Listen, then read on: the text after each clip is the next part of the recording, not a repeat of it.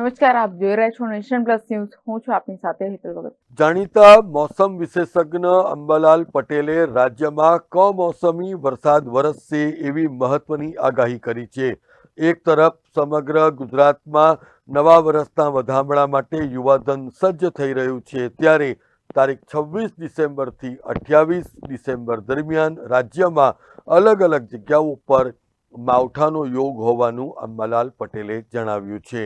અંબાલાલ પટેલના જણાવ્યા અનુસાર ઉત્તર ગુજરાત, મધ્ય ગુજરાત, પૂર્વ ગુજરાત અને કચ્છના કેટલાક ભાગોમાં કમોસમી વરસાદ પડશે, જેને કારણે ઊભા કૃષિ પાકોમાં રોગ આવવાની પણ શક્યતા છે.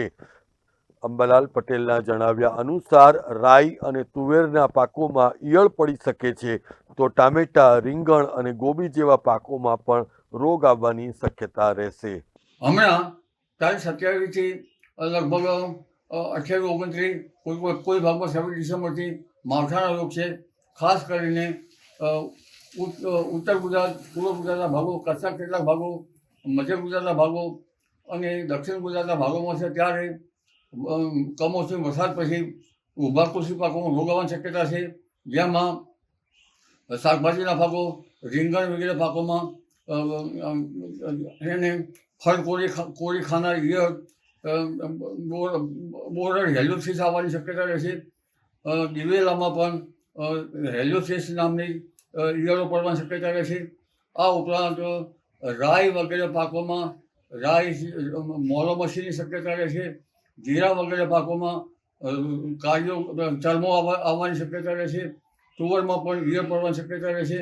એટલે આ બધી બાબતો જોતાં હવે ટામેટો, રીંગણ, કોબી, અન્ય શાકભાજી તેમજ તુવર વગેરે પાકમાં પાક સંરક્ષણના પગલાં લેવા યોગ્ય રહેશે.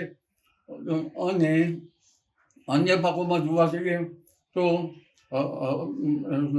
રાયડામાં ઘણા પાકોમાં, ઊભા કૃષિ પાકોમાં, રાયડા જેવા પાકોમાં, તુવર જેવા પાકોમાં મોલો મસી પણ આવવાની શક્યતા રહેશે, જેથી કૃષિ ભાઈઓએ પાક સંરક્ષણના પગલાં લેવા યોગ્ય રહે છે. Bureau report, Nation Plus News, Gandhinagar. સમાચારોના સતત અપડેટ મેળવવા માટે અમારી નેશન પ્લસ ન્યૂઝની યુટ્યુબ ચેનલને સબસ્ક્રાઇબ કરો, બેલ આઇકન દબાવો અને જોડાયેલા રહો ફેસબુક, ઇન્સ્ટાગ્રામ અને ટ્વિટર પર.